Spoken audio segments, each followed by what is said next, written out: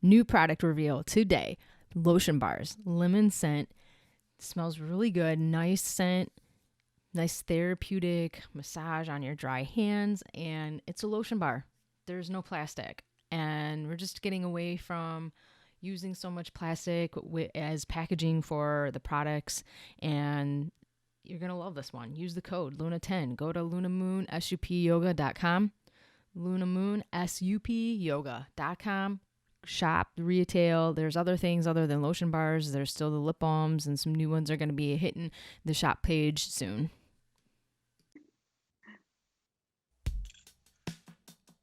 Oh, welcome to the show. Wave on. I'm Misty, the host, and I have invited today JoGlobal, my Instagram buddy out in the West Coast, out in Marina Del Rey, and really she is going to share inspirational stories about traveling and paddleboarding and a lot of life things. But I invited her on as a creative mind, someone that I feel has a lot of inspiration, and I hope you guys enjoy the show. I wanted to welcome you on, JoGlobal, out here on the Hi, West, Misty. out there in the West Coast. How are you? Good. Hi. How are you?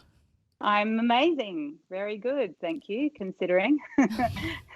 Thanks for being here. I really appreciate it. And I mean, it all started with us, Instagram, paddleboarding, sharing those passions, and the brand even evolved paddleboards. You have one. So that's one of the things that I love about people are always saying such bad things about social media.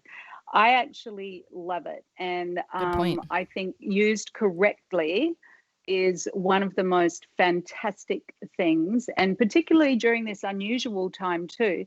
I mean, the closeness and the support and the confidence and the friends and respect and things that I have gained from Instagram have been absolutely amazing. And I really enjoy it. And I think it's very positive. And I think that the sad part is, you shouldn't compare. You should just inspire each other and enjoy and not have those kind of things where everyone gets a bit funny about it, because you can actually gain a lot. Yeah, actually the last podcast episode, the Vegan Mary, she said the same thing about the community that she had harnessed through Instagram. Very supportive. Well, these people will know who they are, but there's at least 10 people around the world, South Africa, London, Alaska, they're going to know who but that I talk to every day in such a way that, I mean, I'm a very good talker because I'm a hairdresser, it was my job, but essentially just to feel that support from people and that encouragement is really, really special, and in our very, very changing world, you know. Yeah, I would agree with that, especially, with paddleboarding or outdoorsy lifestyle, and you connect with one another, and that's what's kind of cool. Well, it's also very different for me because my life as of 16 was work, and I was a very, very, not to be big-headed, but I was a very, very good at my job. I was a very good hairdresser and makeup artist, and worked all over the world and had an amazing business. So I was very used to a very different life than what I'm living now, which is I actually stopped working about 3 years ago, and my amazing manager took over my business in Australia. That was one of the hardest choices I've ever made in my life, was to actually end something, because the clients, most of them I'd had for, just forever, and I just adored them and loved them. But it was just getting really hard because I was flying back and forth to New York, and I also live in Aspen, Colorado, and now here. And, I think the thing I started to hate the most about everything being, this was there, this was there, this was there. And, I just felt like I was just always not inside myself or something, just even though it was amazing, but then, you know, all of a sudden you'll look in and you just aren't content, you know? Yeah. So, and you're originally that was a hard decision. from Australia. Yes, I am. I was born in Australia, and both of my parents are actually Italian. And so, yeah, the sort of people used to say that I was really cool because I used to fly back and forward from New York for 23 years. And I said, no, that's called Catholic Italian guilt, because my parents were not, you know, no one, in fact, was encouraging of me to live on the other side of the world. So it was not a good experience in the first years. It's so interesting to watch this very, very younger generation be so encouraged to do and be and, you know, whatever you want to be. And, you know, they say, oh, my daughter's going to school in London or something. I was actually considered like I was going to say a very bad word then, but, you know. It's okay. It starts with S because we put the E on there. Go and live on, yeah. No, but like, you were just considered like a loose, disgusting person if, as a woman, if you wanted to do something like that all those years ago. It was just like, you know, not done. So it was pretty hard those first few years. And, you know, New York was not exactly, it wasn't my choice. And also New York is no like picnic. That was some hard stuff. Sure. And compared to Adelaide, Australia, you know, back 23 years ago, it was just such a shock. And I really had to just endure, like I grew up a lot in that time, you know? Yeah. So your parents lived in Italy. No, well, they came to Australia separately. I see. With their families when they were young, like 5 years old or something. And but my father was actually the first graduating Italian doctor in Adelaide, Australia. So wow. They were very, very unusual parents. They were good, but they weren't like parents because I was baby of 5, and you know, when you're the baby, you tend to, they're sort of so busy with everything, and you're the spoilt one. And, you know, I've had a pretty good time of my childhood. Yeah. Yeah, it seems like it. So you are, okay, so wait, let's back up. So New York, did you end up living in New York? I guess I'll go back and say what inspired me about America, because this is funny. It's probably give away more my age, but most of us in Australia grew up watching your shows here, like, you know, everything from like the Partridge Family was one of mine because I was just in love with David Cassidy.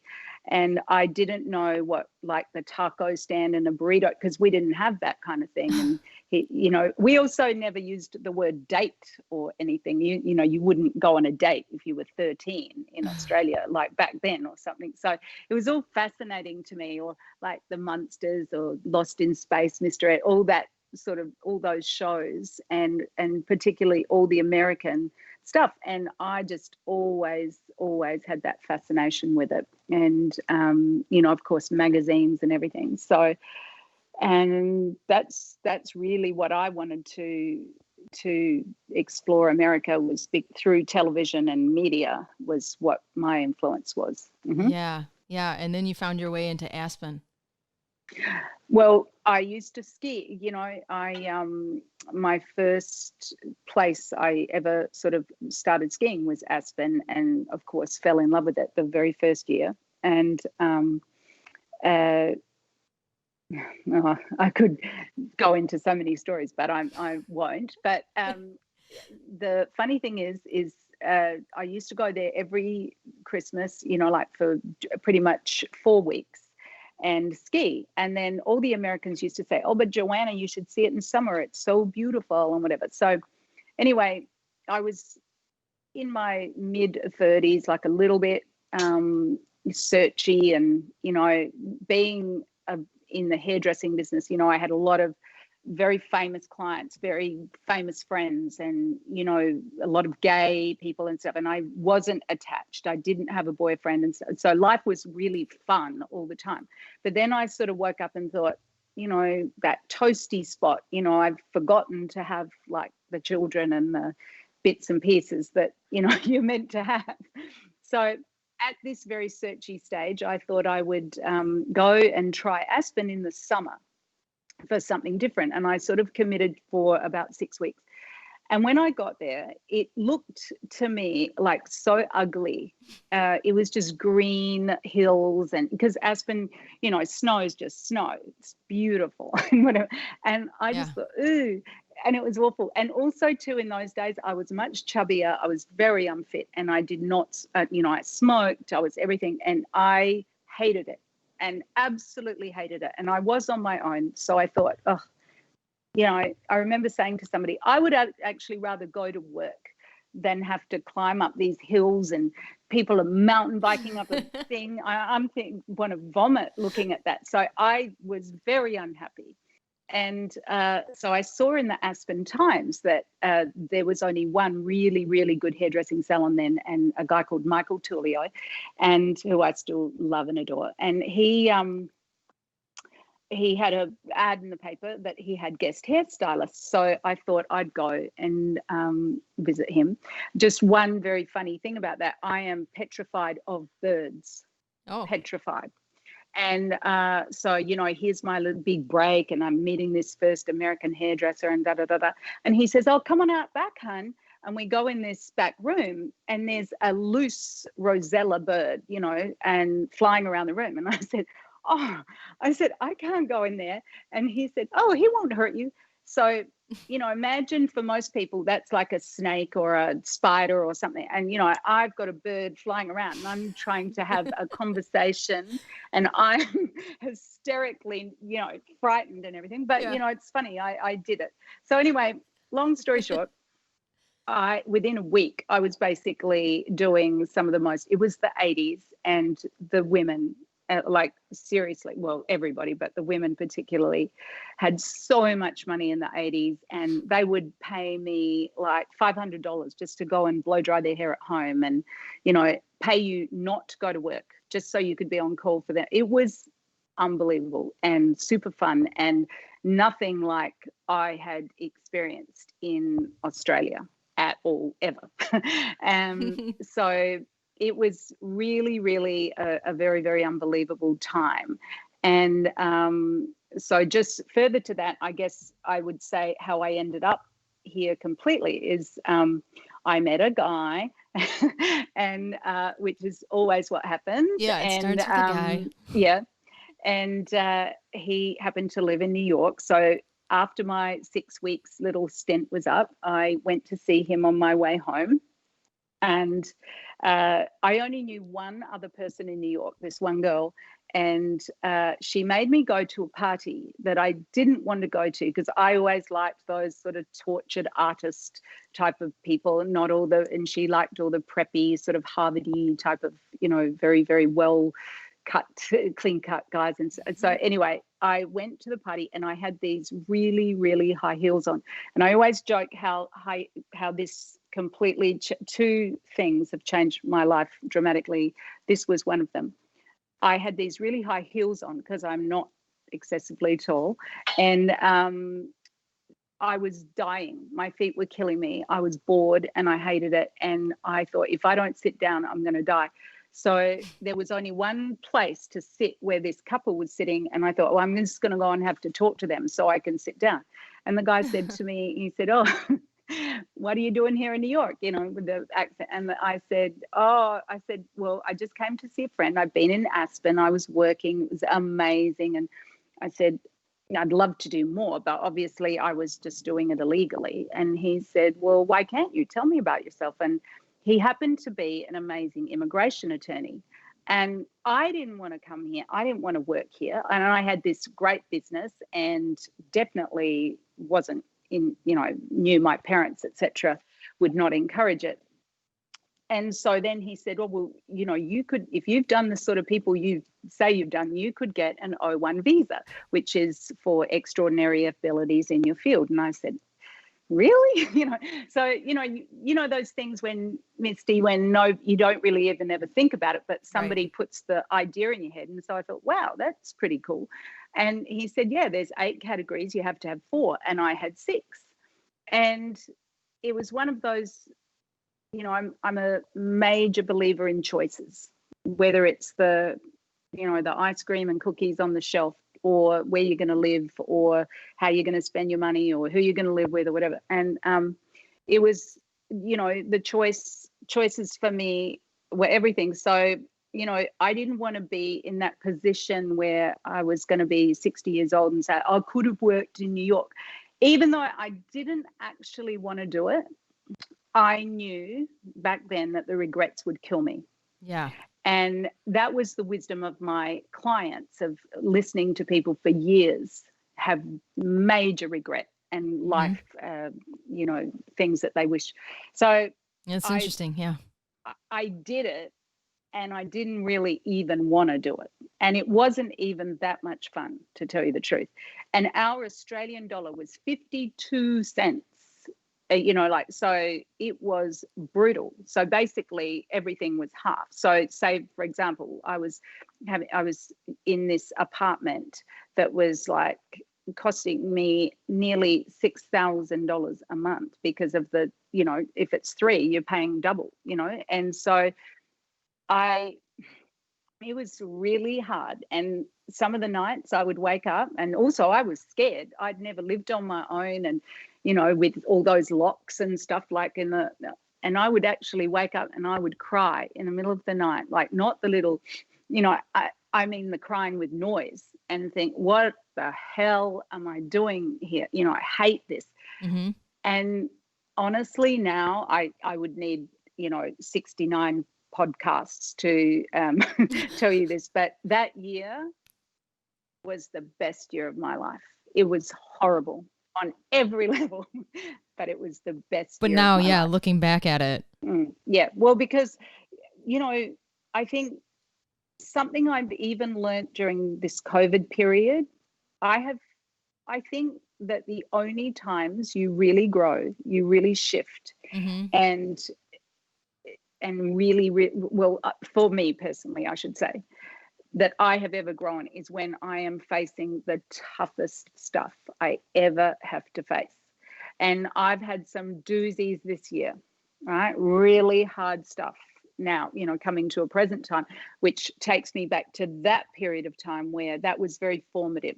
It was so horrible, but then I had like a good, say, 18 years of really free go, you know, no problems and everything, because I set it up with really good choices. But that first year was really hard. So I guess what I'm trying to say is choices are never easy. And the kind of decisions to go and live somewhere else or do something else is not always a fun one. Yeah. You know, and it's not easy always because you want to do it. In my case, I had the opportunity, and you know, opportunities don't come around that much, and you have to be very, very careful about, you know, not taking them sometimes. Sure. What did your parents say? Oh, there wasn't one person that supported me. Even all the clients, they were just horrible. You know, pretty much no one. Oh God, you just jolted a memory. No one. And you know, they'd say, you're insane, you've got a gold mine, this is amazing, this, that. And, you know, and I used to say, I have to go so I can stay. Meaning, if I didn't do it, I knew I would have stayed there and messed it up. And the only person that encouraged me, I'm going to say, you know, I get so frightened to say any words anymore because everyone's so sensitive, but I'm just saying it like it is. I had one client who was obese, like just one of the most beautiful women in the world, but everybody was against that decision. And funnily enough, she was the one that I practically have tears in my eyes. I can see her in the mirror. I was doing her hair and she just stared at me and locked eyes and she said, you go. and you go now. And I nearly Wow. died. Her story was she was a brilliant journalist in London, stunning looking, super fun, whatever. And she came back to home because her father was sick, and then got stuck there. Then married somebody that she wasn't very happy with, and then blah blah blah. Then she got sick. Then she got this. Then she got so. That story alone, for me to be talking about it all these years later, that really impacted me. And that's why I always loved my job, because and it's actually my biggest criticism of young people today is they do not listen. And here I am, a million years old, and that story, I've got a crackly voice because that woman, like every story I'm going to tell you is something like that, because I listen to them. Whereas I find even now, I would say I am a great role model, but I don't know any young girls pretty much that overly listen to what I would say, or have any, don't really take the advice. Well, some do, but, and I think that's a shame, because something I've learned is whether you're a nun or a stripper or a this or that, the fundamentals of people are fairly similar. And, Sure. experience is important, right? And guidelines and rules and boundaries and things are important. And I think now with everything just, be, do, have, whatever you want, yeah, it works, but it doesn't really in some cases, so anyway, look, Yeah. I'm going completely off the track. But anyway, No, you're doing great. That lady. Yeah, the lady. She absolutely was the clincher that I had to do it. And there you go. And then I just went along. So the way I was going to make it work was I wanted to keep my business. And so I would go to New York for 6 weeks and then come back to Australia for every 2 weeks and stay like 2 or 3 weeks and then go back, right? So, and I did that successfully for 23 years. Wow. And it was unbelievable. I made the trips incredible. Like side trip here and there. I fortunately, because back in the days when you could travel, sure. I flew so much that all the systems with United worked for me. So I always flew first class, and I had the most amazing, because we have the 14-hour flights, and they were like little dinner parties, and I'd sit next to these fascinating, usually men, sometimes women, but it was just the best years of my life, like amazing. Yeah, you met a lot of people. So many people. But as I said, I really, really listened to a lot of those people, and I still do, Yeah. I lost my very first boss and favorite mentor of all time and father figure just this week in Adelaide. And, I'm just so happy because I have a wealth of knowledge from a master that a computer is not going to give you. It's a thing now where I don't really, I think that the way our world is going is fabulous, and I'm all for change, but I also think that you have to incorporate a little bit of the real deal in, Oh yeah. Yeah, I would agree. I'd agree on that. Yeah, go back. Your mentor, who was? Oh, well, his name was Arturo Taverna, and he was a very, very big, one of the first chain successful salons in Adelaide, Australia. But then he branched out and he made products, and he was like the first person to bring all the waxing and ear piercing and everything to Adelaide. And then he had this amazing factory and made all his own shampoos and stuff, and he was distributing all over the world. But he was, well, I'll just go back a little further. My dad was a doctor, and my mum, a wonderful mum, but never worked, and was, mum of a lot of kids and a very busy life with my dad and everything. But when I was at a very, very fancy school called Loretto Convent in Adelaide, and you know, wanting to be a hairdresser was like wanting to be a prostitute. Like, it was not okay. Mm-hmm. And no one, again, encouraged me for that. So I had to fight my way through that. And there was this matriculation school, which is our final year in Australia.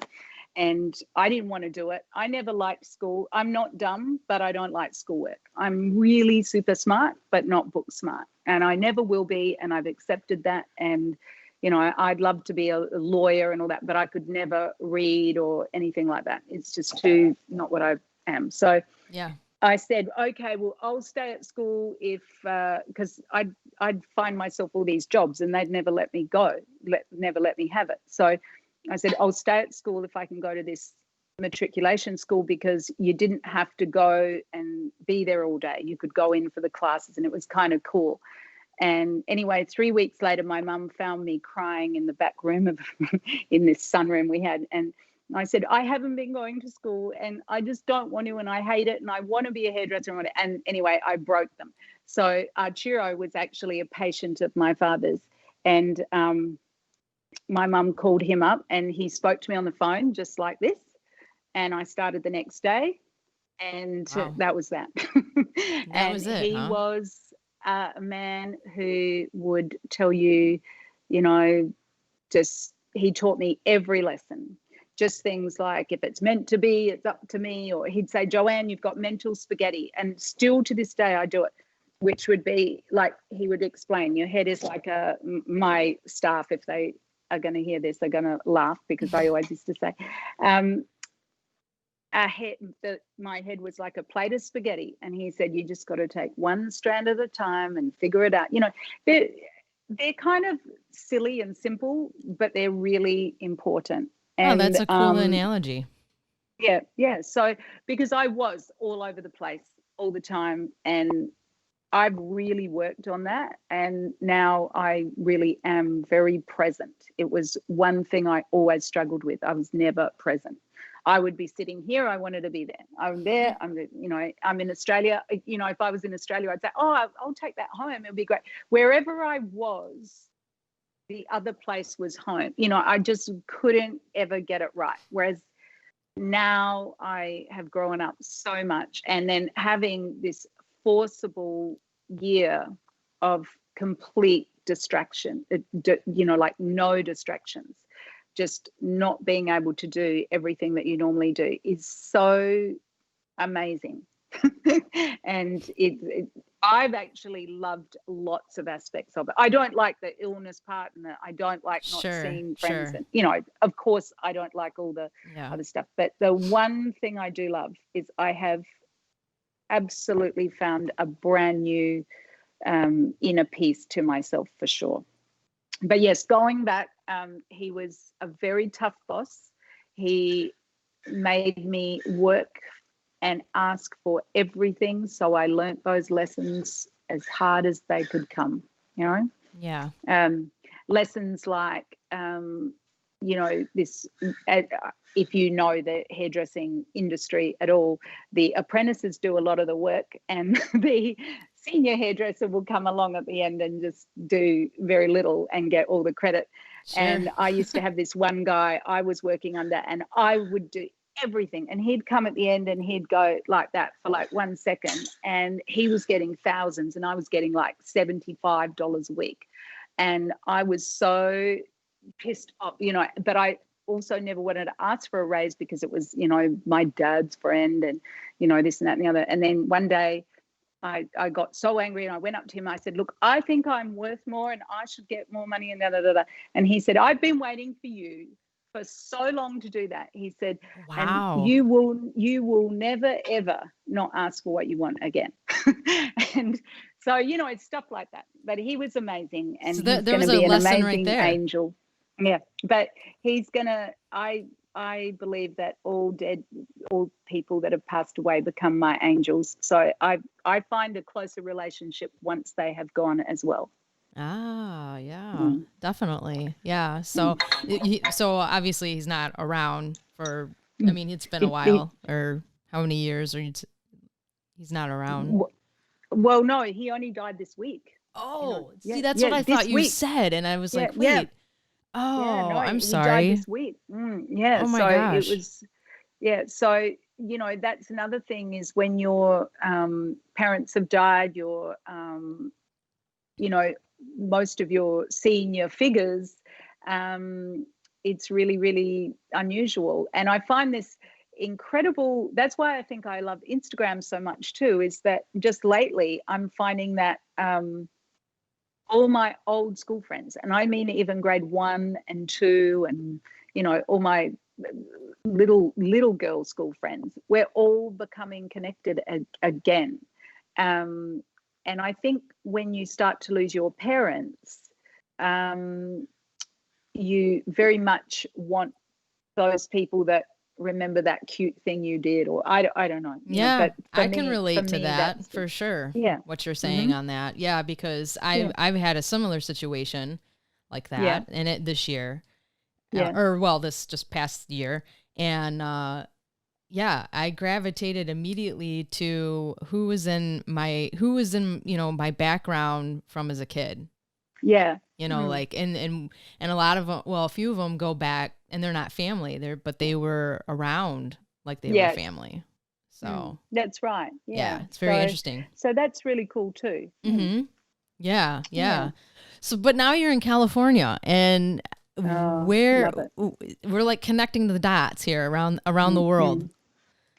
Well, as I said, for a while, I used to live, for pretty much most of that time, I would Mm-hmm. live in Aspen, New York, Adelaide, Australia. And then Los Angeles has always been a place I've always loved. But I never kind of knew how that would work. So, as I said, when I would do my travel, I would, be creative and make things happen. I did so I did always used to come here. And especially when you go to Aspen, you'd always have to come here to fly back to Australia. But about 5 years ago, I saw a picture of somebody on a paddleboard. Mm-hmm. And I don't like swimming or getting, like I'm not even that way inclined. But I just looked at it and thought it was just like absolutely amazing. And I went for one lesson in Laguna Beach. I can't remember the place, like a long time, 4 or 5 years ago. And I did it once and I was addicted. I loved it because I've always loved yoga. And it was so much fun. And then, of course, in New York, there was really nowhere in the city to do it. And so I started to really crave to want to do it. So what I would do is every 2 months, I would, as I said, go to Australia. So I would get the very, very early flight from New York, and typically the flights to Australia leave at like 10:30 p.m. So I'd get in about 11 o'clock. The luggage was all taken care of, so I would only have my small bag with me, and I'd come to Marina Del Rey and I'd go to the Pro SUP shop and I would rent a board, and then I would paddle. And then I would go to, like, say, the 3rd Street Promenade or, Abbot Kinney or something, go shopping. Then I'd meet a friend or something like that, and we'd go and have dinner and we'll go shopping, then have dinner, and then they'd take me back to the airport at 9 o'clock, and then I'd get on the flight and go to Australia. So I continually did this. And then I used to paddle past this one building, which is the one, and I used to say, I just want to do this every day and I want to live in that building. And it took 13 months and I did it. And I changed everything. And so that's where I currently live. It's where I am. It's where I've been the most happy I've been in a long time. Yeah. And I do paddle every day, pretty much. And you paddled today? I have not yet because it's actually not that great today. And I did so much yesterday, but I have been on a 15-mile bike ride. So that's Nice. a new COVID hobby too, is biking. I love it now. I used to hate it. I was petrified of riding on the road or anything like that. Now I'm like just totally into it. That's awesome. Yeah, but so the reason I will tell you this story, that how I got to, when I say it took 13 months. My business was my life and my favorite thing. It was a lot of responsibility, and especially remotely, going backwards and forwards. And I had incredible relationships with, like, the grandmother would come right through to the grandchild, and everything in between, and the husbands and the wives and the everything of really amazing families, celebrities, everything. I had an amazing business, but it was a lot. And in the last 5 years of it, I'd say, I had a lot of trouble with staff, in the sense that it's really hard to have staff now, and I understand it from both aspects of everything, but it's harder to get people that like responsibility, and I needed responsible people. And also too, in my day, that's why I'm one of those childless people, because you couldn't have a baby, because if you stopped, you were screwed, and that was it. There was no support or help or anything. And I think in 1 year I had 3 of my staff have babies, and it was just very hard, because in Australia the rules are so that you have to keep a job open for a year and pay all kinds of money. Anyway, regardless of going into it, it became very financially complicated and very, very stressful. And I was nearly killing myself, going back sometimes every 10 days and all that sort of stuff. And every time, and I can hear Jamie laughing, who was my manager at the time, like, I'd have all these clients that would wait for me for, like 2 months and whatever. And I was getting there and just ending up in hospital every time, like ruptured appendix, or, some other thing, or, like just I was getting like all kinds of tachycardia and crazy shit. Like, I was just always sick. And then sometimes I'd come there, have to have, like, as I said, like a surgery, and then just fly home. I mean, I wasn't even working. So it became really stressful. And anyway, this one trip, I came back to California, and I said to myself, I think I'm going to do a yoga teacher training course. I've never wanted to be a yoga teacher, and I am one, but I don't want to teach. But I thought it would be great, because I thought, well, I'm going to just get well that way and really get strong again. And, because that ruptured appendix, I did almost die. It was absolutely a life-changing turning point when you get that whole, give me 3 milligrams of, and you're dying. Yeah. And you have, And that was all partly based off of stress, you think? Well, I personally think so. And then another time, I mean, if you've ever been in an ambulance with a siren on, it'll do it, to bring you back to reality. Yeah. And I thought I'd do the teacher training, because I thought it would be really good for my body and make me strong and whatever.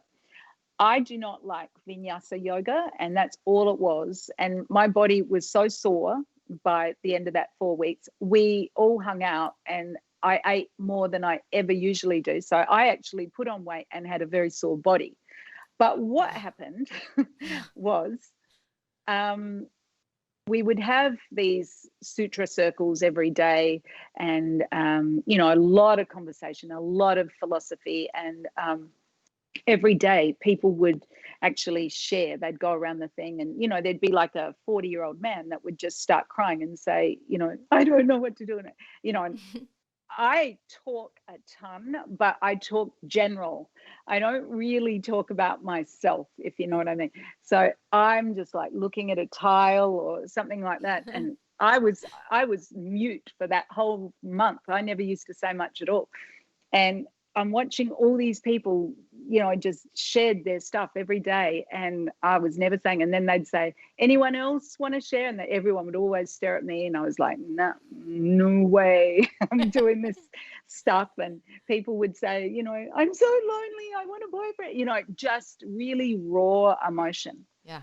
So it was our last day, and which is very typical of me. The last day, and there was this fantastic lady in the class, very wealthy, and she had our sort of graduation party at her beautiful house in Pacific Palisades. And so it was sort of this unusual, fun party where everyone's finished with all their crap and they've shared all their stuff, except I get to the party and I'm crying all day. I can't stop crying, and I can't understand why I'm just crying. Why were you crying? But what happened was I finally, the way I explain it, like cracked the egg.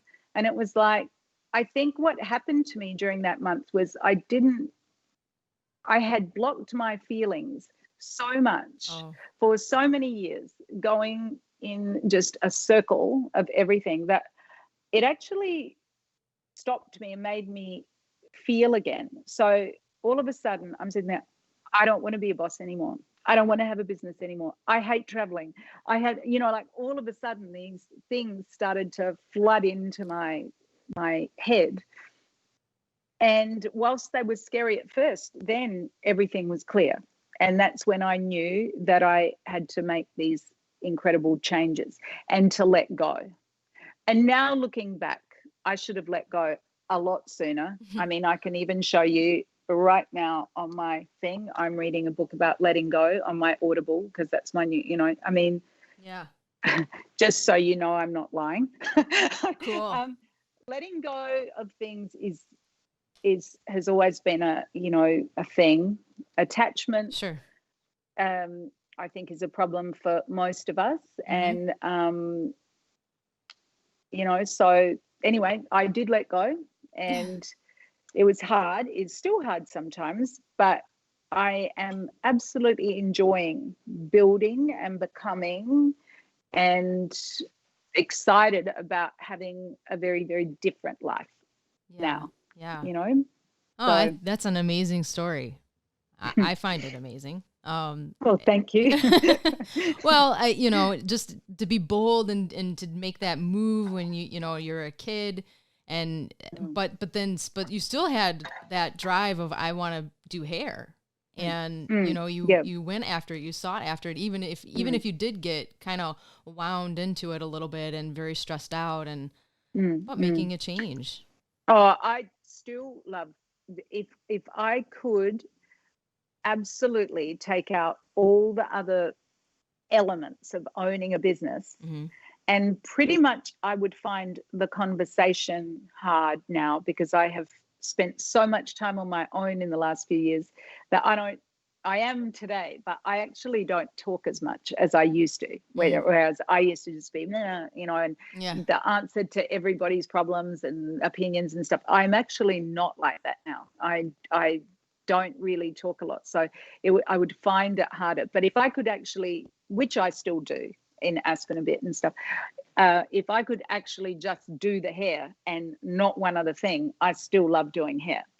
I still love doing hair, but I don't want to manage people anymore, because I can't actually relate to a lot of the newer things. I don't even mind saying that. I just can't. So well, no, can't's not a word to say. I don't really want to. It's I feel like it's their turn to have things their way and try and do it their way. Yeah, because it's just a completely different, completely different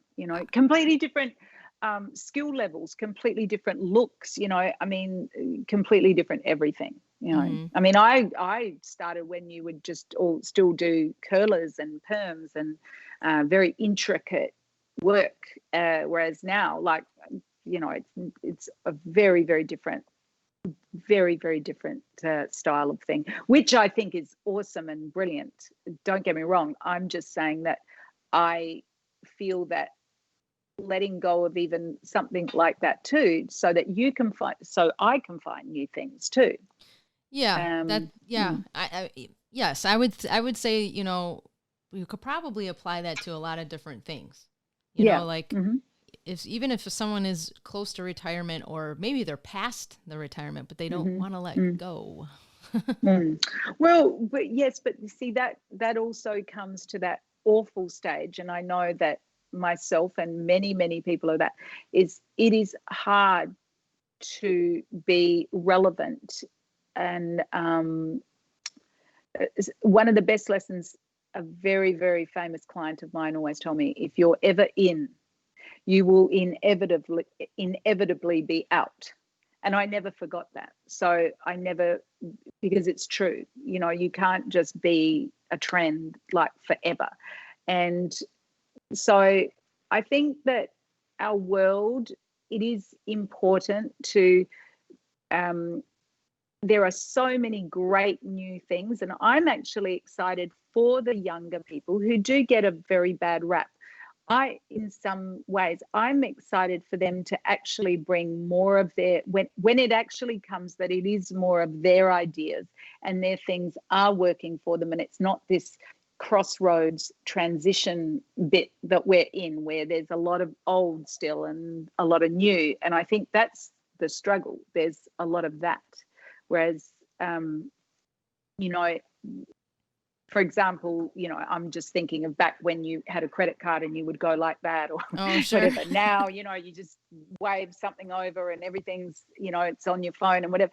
I think all of that is brilliant and everything. And I know that we're just going to continue in that way, and it's great. And I know that for me, I'm excited to do different things that are more age appropriate for me right now too.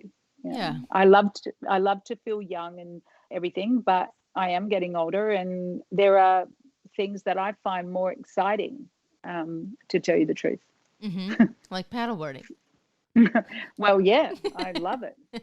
I would do that. You know, one other major influential story that I will say, because everybody spends a fortune these days on a lot of the different spiritual modalities and healers and things like that. And I used to be very into it way before it was ever fashionable.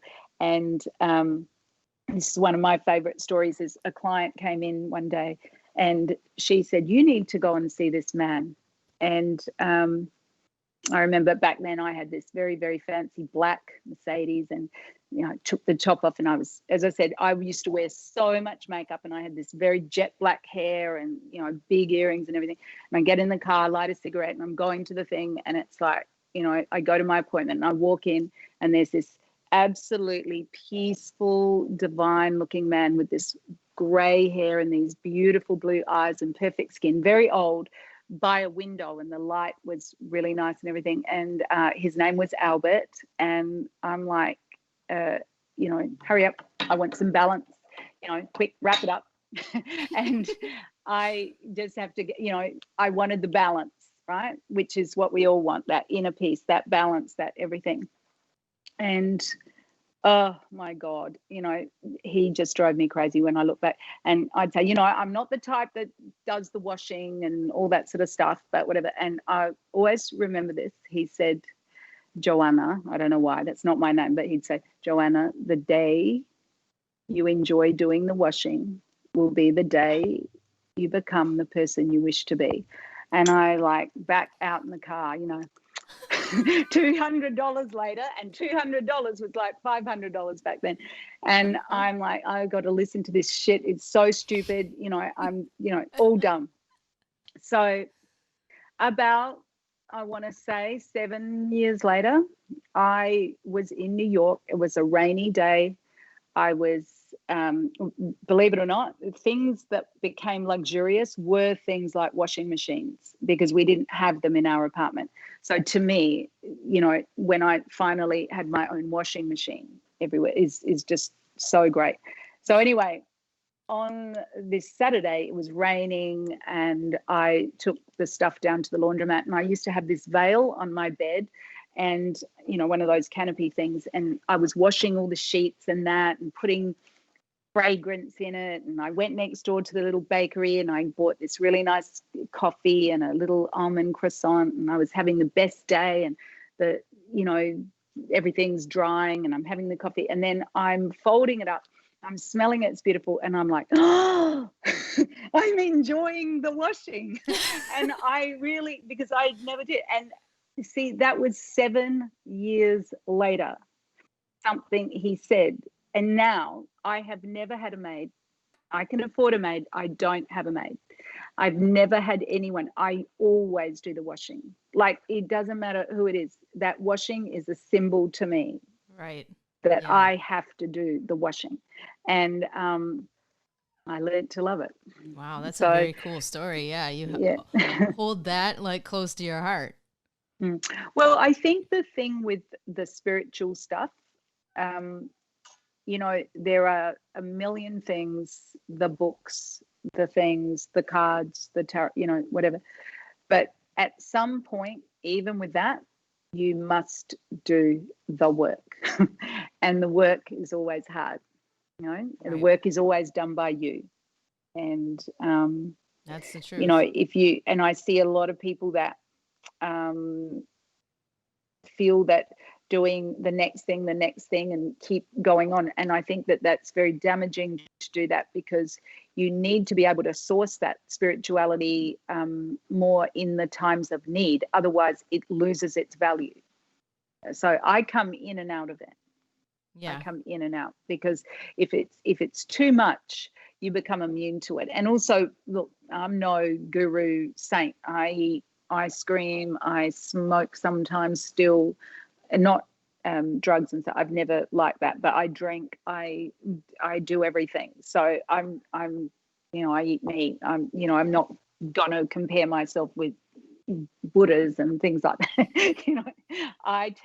I'm a sponge. I like to take from everybody, and then I make my own little religion, so to speak. That's funny. Well, it is. Oh my gosh. So you've had a lot of travel experience, a lot of interaction with other people.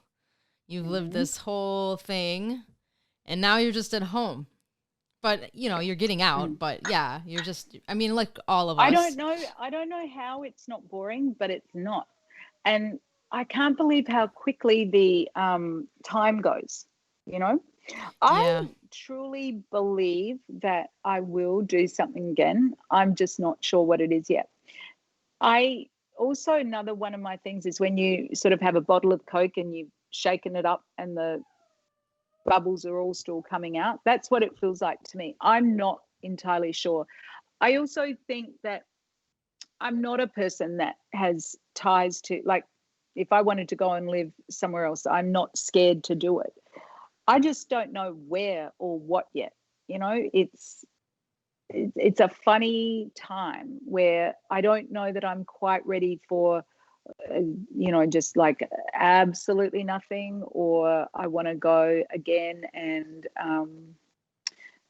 do something crazy and important. I'm not sure yet, but I know that I would never put myself under pressure to decide that, because I think that when if you do all the right things, then all of a sudden that path opens up. I call it my Hansel and Gretel breadcrumbs.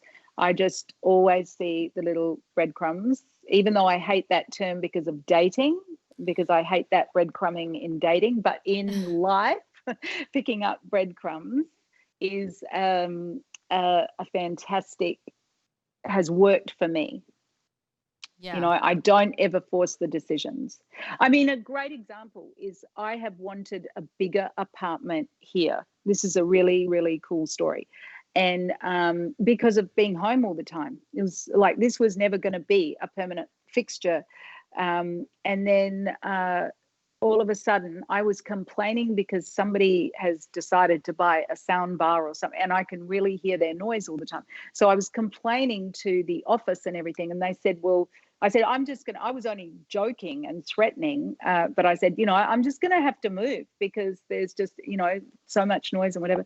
And they said, well, the place next door to you, like and it has turned out to be like, it's bigger, it's a better view, it's amazing. And it was next door.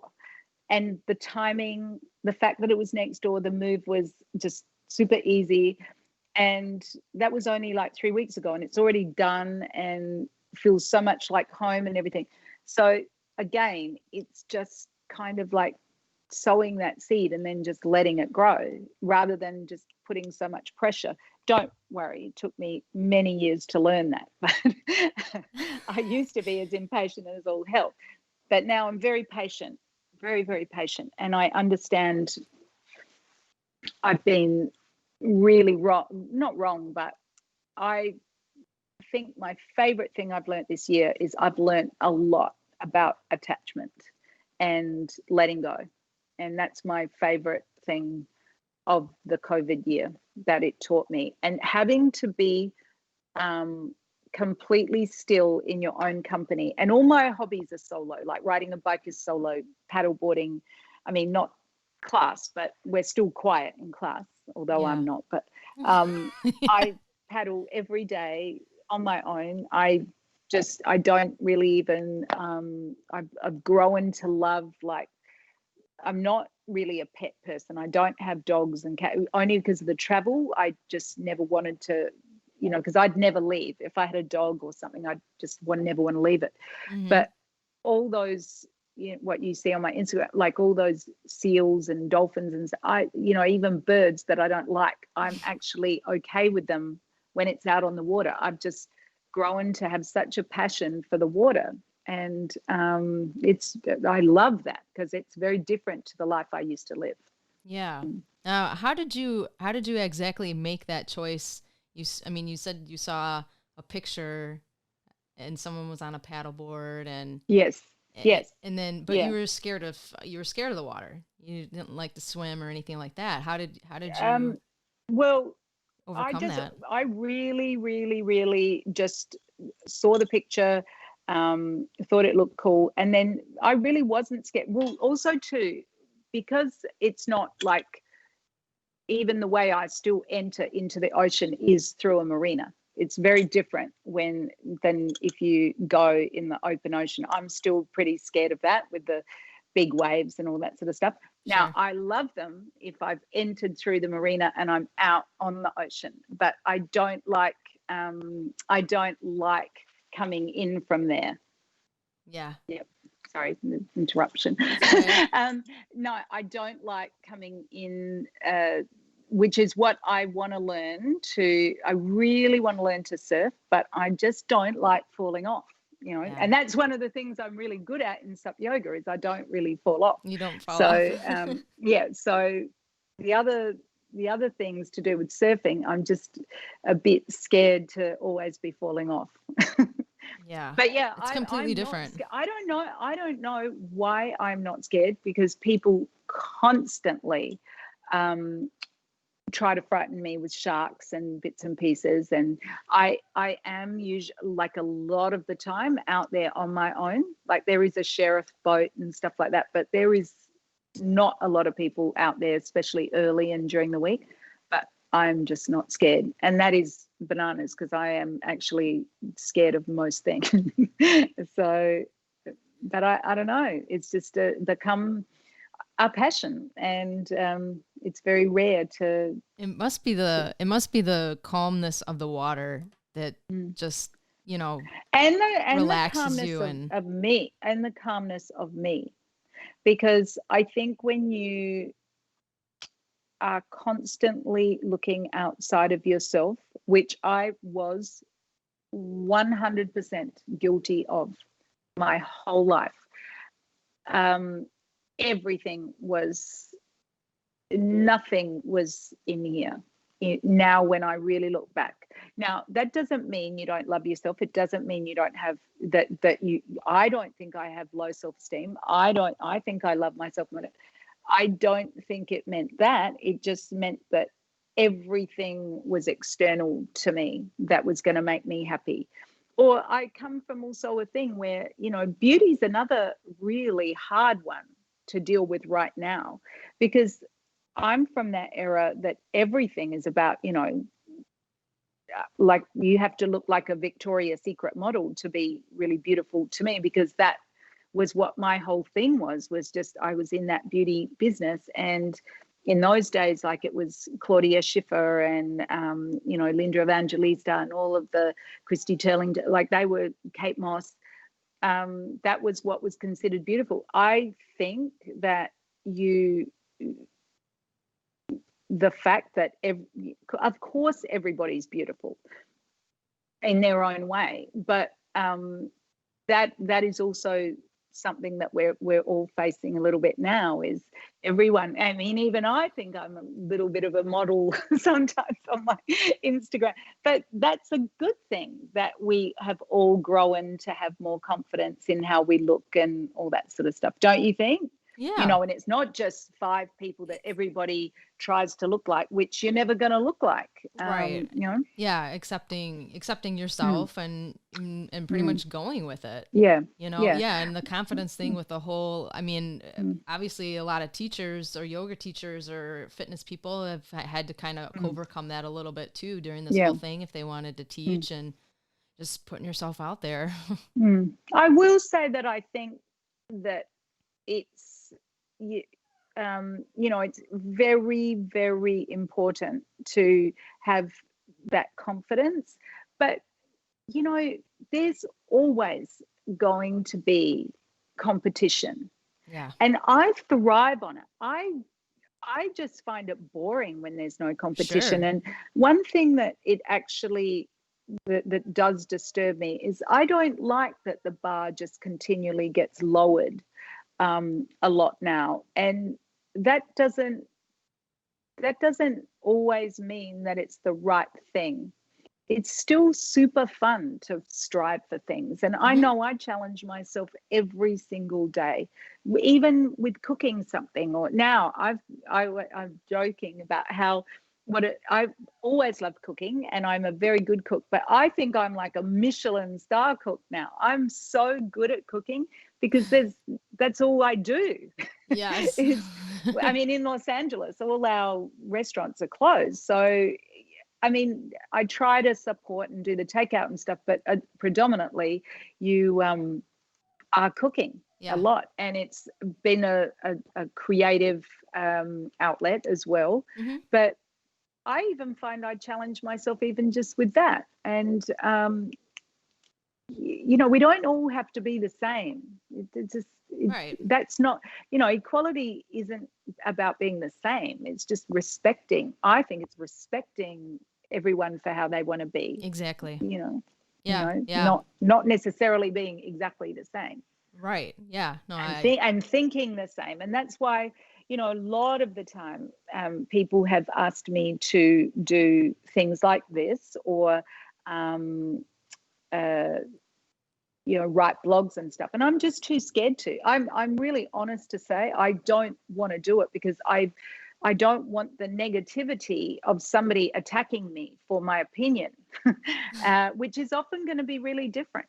It's going to be different at times. I've watched a lot of people bring up, I don't have children, and so sometimes I'm a little saddened by when a lot of my friends even say they struggle with their kids, but kids need a lot of discipline. And I think another thing that we don't do as much these days is guide them.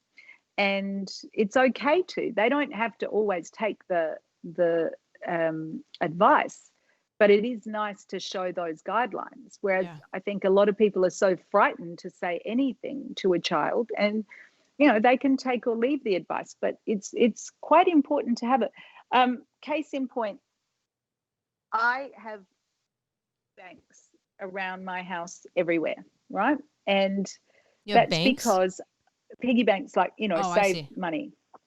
And that's because right from the school I went to, we used to have bank books, not a card. So say it was like a Yeah.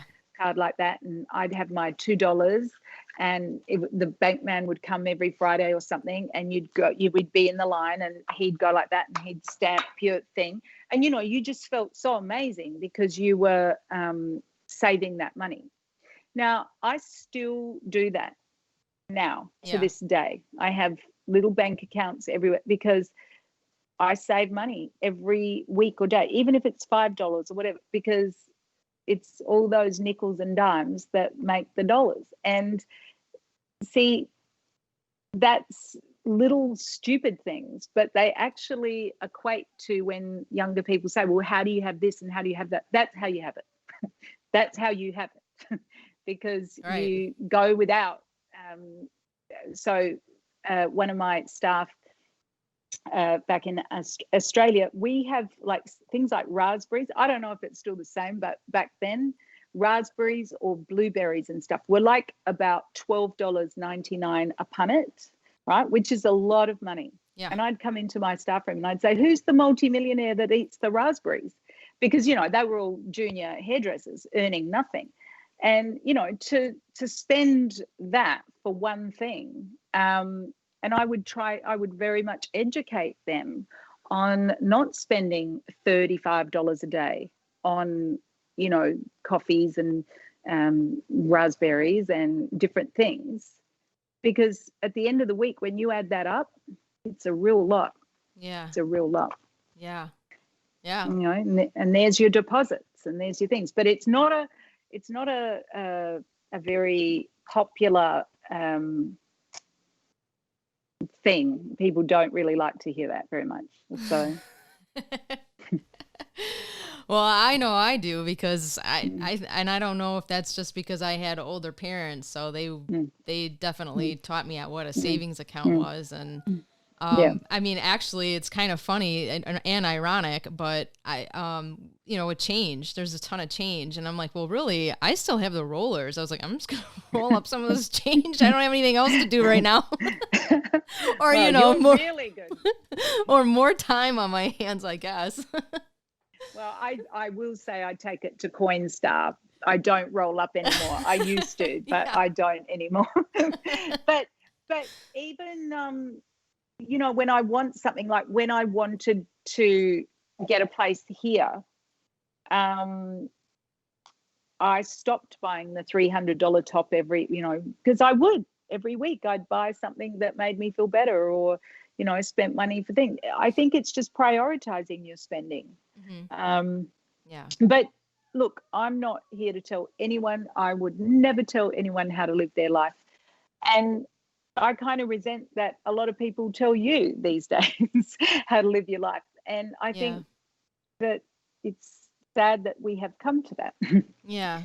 Yeah. And when you think it's even a lot about balance, I mean, if you just, like you're kind of saying about respect and just, like taking maybe something as a grain of salt, or, that piece of information actually really struck a chord in me, and I'm going to bookmark that one into my life, whether I use it now or I just remember those words, Yeah, definitely. Because it sounds like you had a little bit of that in your life as well, like where, something just struck you and you kept it, and, and it's like something that you can still bring out today.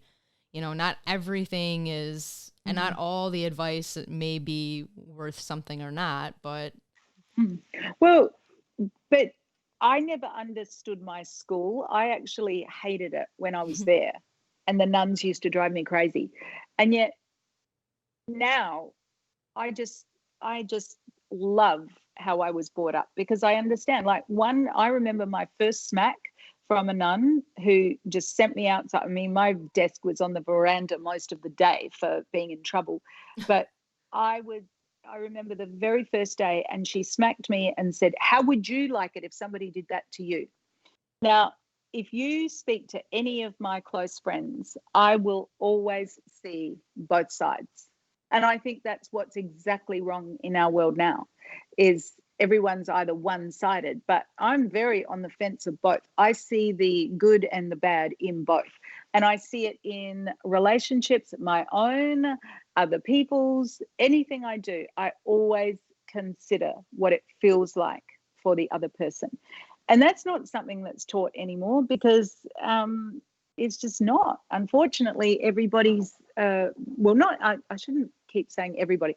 A lot of people, we're expecting things from them that they can't give because they're actually not taught. You know, how are these kids and everything supposed to act when they haven't actually been taught at school or at home to respect something or to understand what that's going to do to somebody? You're not going to know if you're not taught. Yeah. You know? Yeah. Interesting.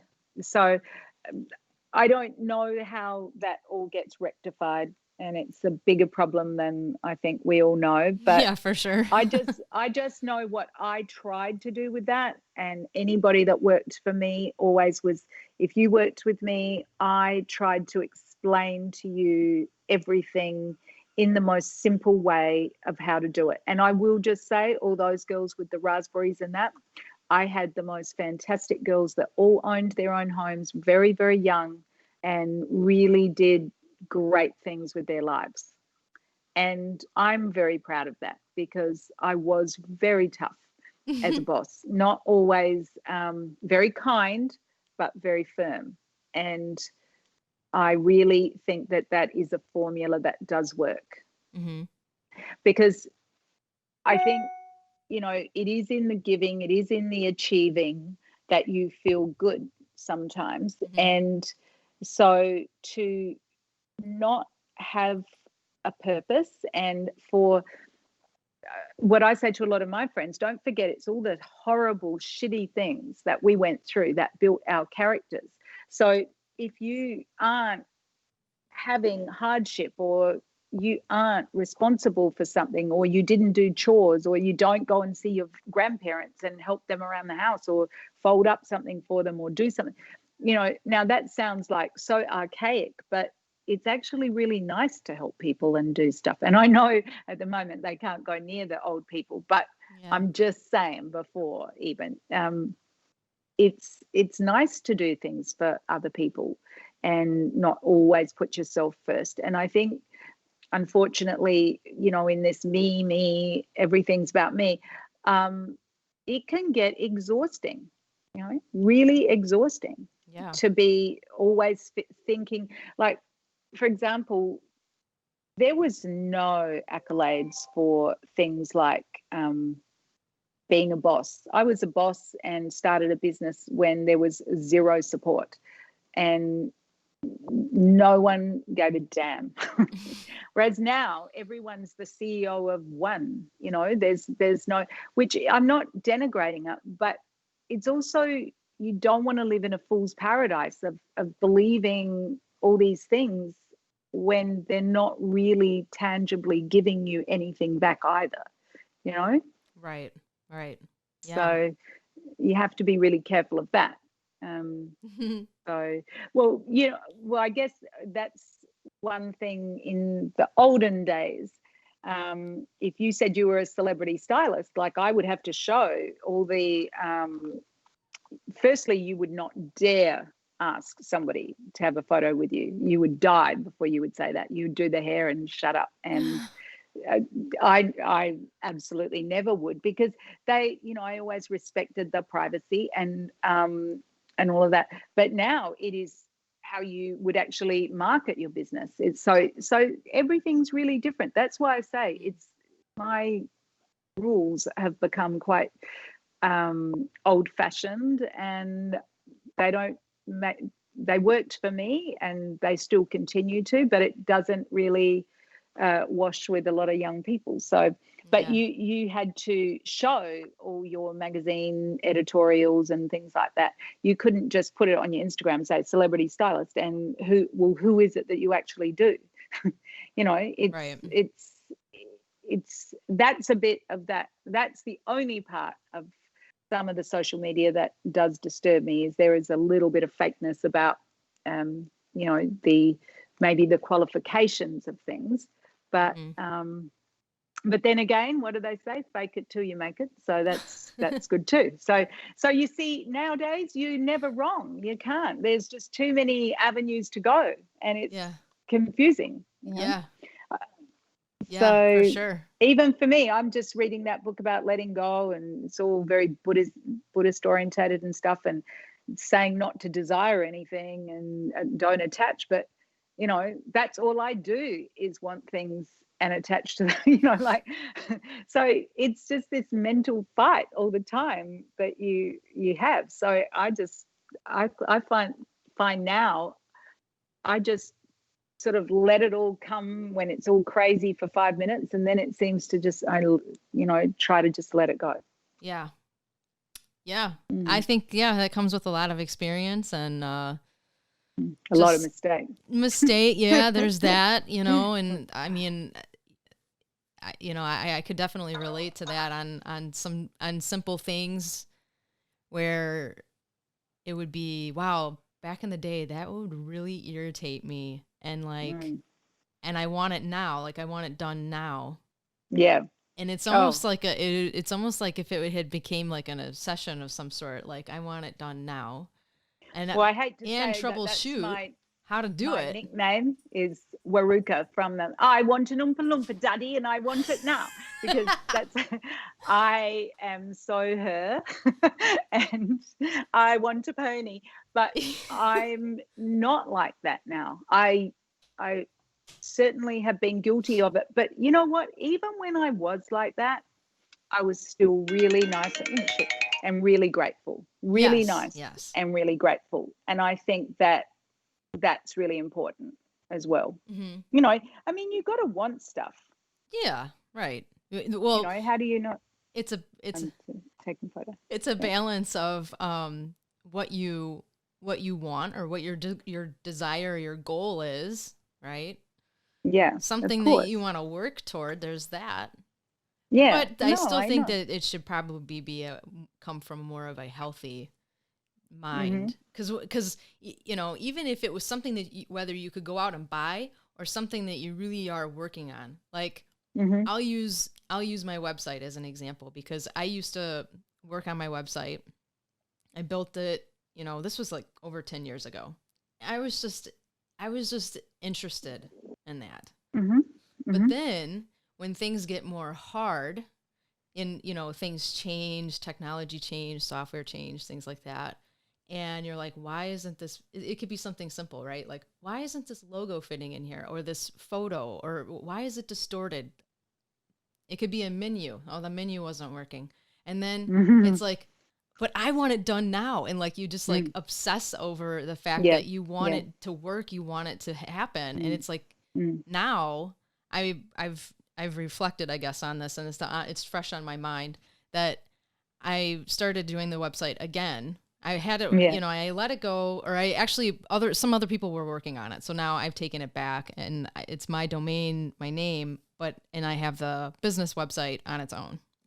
So I take it back, and I had some things that weren't working, and I just left and went for a walk. I'm wow. Yeah. That's really cool. Whereas before I'd be like, this isn't working, but I'm going to sit here for 5 hours and make myself insane, because I want it done now, and I want to figure it out. And I'm not saying I didn't want to figure it out today, but I knew when to let go and walk away and be like, right now it's just not working. Something's not right. I don't know what's going on. Maybe restart the computer. Yeah, I think when you say that, what comes to mind is just all the different stages that we go through. And I look back I'm just thinking of maybe just hiking in Aspen, which I actually like now. I used to hate it, but but I'll see people that are really loudly talking on a trail. And I am at that stage now where I used to do that ages ago, because I'd always be talking about a guy or a problem or a thing or a whatever. And you see, now I wouldn't even listen to music. I will just want to hear whatever nature sounds or whatever. Mm-hmm. And nobody's wrong. It's just we're all at different stages of that journey. And, you've got the more patience now and to go for the walk. Whereas before, you wanted to sit there and be frustrated and feel really bad about something. See, I don't like to feel bad anymore. I really don't. Yeah. And so you have to really work consciously to not feel bad, I think. Yes. And we've got a lot of reasons now to feel bad. I mean, there are a lot of things that are very, very challenging in our world. Mm-hmm. And I think now you just have to do the best you can, but using a lot more of your own self to bring that joy and that happiness, which is something for many years. I think we've all been so external and had so much distraction and so much cool stuff to do that there might be a really positive silver lining to this, Right. That's what I try to keep telling myself. Well, yeah. Well, I wish it would just hurry up. That's all. The patience. Well, because I got to get out to California. I know. I can't wait for you to come out and paddle here. We have been just blessed in the last week. We are having the most gorgeous weather. So that has been beautiful. But yeah, I never thought that I would be just really happy in one place. But see, even now, I would normally be in Aspen and ski and stuff. But I'm actually making the choice of being here because I typically only ski like 3 hours a day. And then if there's no restaurants and no going out and no yoga studios and, all that sort of stuff, see, I'd rather be here because you can do so many more activities. And I think you have to really choose where you are willing to be locked down and what's going to be the most fun lockdown, I suppose. And yeah, so, and you know what? The other thing too is just like you say about going for the walk, I just don't really, I think hopefully that is one of the positives of getting older is I am not that urgent now. I don't really care that much. I really want to have that more peaceful, happy environment. And so if it means not doing certain things or just being a certain way, I'm not going to fight that now. I just don't want to feel all that angst anymore. And, I did. I mean, even just when I look back, I can't even believe what I used to do. I absolutely cannot. I couldn't do it for a week now, considering, no, really. I mean, it was just a crazy life. Yeah. And I loved it when I did it. But that's what I'm learning now is that I'm enjoying. It's like living in 4 seasons.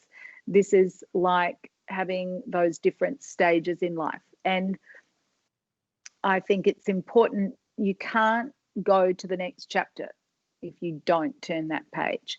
And I know they're dumb cliches, but it's true. It's actually true. Yeah. Yeah. I would agree with that because, I mean, whether you use it as an analogy, an example, I mean, it's something that's relatable. Yeah. So that's really cool. So is this your first podcast? It is. Yeah, it is. I feel like I've lived a podcast having a hair salon because this is what we do all the time. But it is my first one and I like it. I'm a bit nervous because I've probably said when I look back at this, I'm going to say, oh my God, all the stupid things I said or something like that. But that's okay. I had fun. No, we're having fun. And, you can always come back. Yeah, well, I'd love to. I love to share my wisdoms or opinions. I think we all struggle a little bit with how to be happy. I go back to the beginnings when I used to say I could go shopping and buy a really expensive bag or something and I'd be really happy. And now that sort of stuff doesn't work for me anymore. So I have to go even deeper to find those different lessons and different, because it is like, the first part of your life is always about finding a career, finding a house, finding a partner, setting yourself up, or all of those different formative things. And then when you get to the second part, there's just you have to make a lot of all those different choices again, and they're actually harder because they're not necessarily material choices. They're harder choices, like where do I want to live and who do I do I want to go back to work, do I have to work, how do I get my money, they're different things, different obstacles you face. And just when you get your head right, then all your body starts to go, just when you start to figure it all out and get this really calm head, it's like you get this 1 week where it's all perfect, and then you start to look in the mirror and see this and that and other, and age. And age. Yeah, well, it happens to all of us, right? Mm. Well, to tell you the truth, I actually love being older. I don't like saying it, and I don't really enjoy the fact that I am getting older, but I actually like life better as an older person right now. I think I'm enjoying the calmness of it and the non-urgency, and just really having the courage to do certain things or let go of things or find new things, or I don't have the fear that I used to have. And I don't know whether that's age or just a lot of all the work, because I've been joking to all my friends. This year I've done a complete PhD on myself. I've ripped it apart, like every area, because it was hard to just be stopped and not be able to go. Like I was going home to Australia in November, and I hadn't been for 2 years. I'd been putting it off. As I said, I used to go all the time, and I didn't want to go. And then I put it off for 2 years. And then, of course, then it was all cancelled, and I can't go unless I do the quarantine. And I really don't want to be in a hotel for 2 weeks and the flying over there, and then all the potential things. So that really scares me. But that's what I mean, is just not having freedom after just having ultimate freedom your whole life. It's not easy, for any of us. So I decided to use it to, like dig a lot deeper, and it's been really fun. And I'm actually enjoying all of the new layers of me that I have found. It's very interesting. And I'm so excited because one thing I am doing at the moment, which I can't show you, but if I come back, I'll show you. I've actually always lived in apartments, and they've always been, like we're on top of each other. So, we're in the same space and everything. But I actually have my own little room, which I'm turning into like a little fun temple for me. Oh, yeah. And I'm so excited, and I've been just researching like little things I want to buy, and all the different little things that make me happy and make me feel safe in my environment, and building a little shrine. Wow. So that's fun. Well, that's cool. That's really cool. How are you being inspired to build it, or have things and stuff? Well, I already had a lot of stuff. I just never had anywhere to put it. But I think again, it's just that having that peace and calmness of just being in one spot, and using that creativity to actually, make a space of what you do, what you like. And I know I want that chair because that's what I do, or that for meditation, or this for that, or and not have a conventional room, like have something that's actually interesting. Yeah, definitely. Yeah, That's awesome. and all to my taste, and so it's really fun. Yeah, to tell you the truth, I get inspired by everything every minute. I'm like, it can be, especially on anything to do with Instagram, or just Googling one word, and Definitely. then that just gives you a whole secret garden of everything. Enjoy going out to California and the coast, and even Yeah. Lake Tahoe. We like going there too to see Yeah. the mountains and stuff. I really have to say, it has spoilt me now. I don't know there are a lot of things I don't like about here, but the weather is so superb that it's really become my favorite place to be, and so we'll see though. You never know what's around the corner. You never know. You never know. And always open to whatever. That's the one thing I think I've always had, that good openness to what's next. Mm-hmm. Yeah. Yeah, I'm kind of like that too. Yeah. Well, that's good. Terrific. Yeah. Well, I really appreciate you coming on. I hope you do come back for another episode. Mm-hmm. And yeah, I really appreciate it. I always like seeing your paddleboarding posts. Especially when it's a little chillier here. Yeah, well, I know sometimes I think, oh God, especially when a lot of my people that follow me can't do it over the winter. But I wouldn't be opposed to seeing everybody do it when I can't. So, like in Australia right now, even though I still can, but it is chilly in the mornings and stuff. But I watch my friends in Australia. It's all beautiful and hot, and they're all free to do whatever they want, by the way, pretty much. Yeah. Australia's got a really good situation with the pandemic.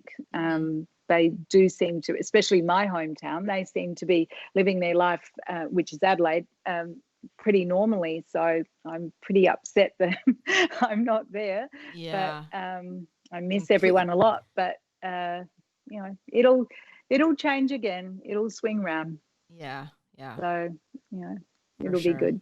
Except I did hear that they're not opening their borders perhaps for another year, which is horrifying. Yeah. Wow. They're really trying to play it safe, huh? Yeah. Well, let's just close on hoping that we are all safe and that, things balance out and we all start to get a lot happier and a lot healthier and, start to accept everyone for who they are. Right. Yeah, exactly. That silver lining. Yeah. Yeah. All right, Misty. Well, it was good to have you, Jo. Thanks for coming on. JoGlobal. My pleasure. Bye-bye. Bye. Have a good one. Bye. See you. See you later. Thanks for tuning in to the Wave On podcast. I hope you guys are enjoying the show. Leave a comment, a rating, a review. I dare ya. Go to the website, lunamoonSUPyoga.com. Check out the retail page. Classes will be posted there once that starts happening. But use your code LUNA10 at the checkout. Get some retail, get the new lotion bar, the lemon scent. And again, thank you for tuning in. And don't be afraid to leave a rating.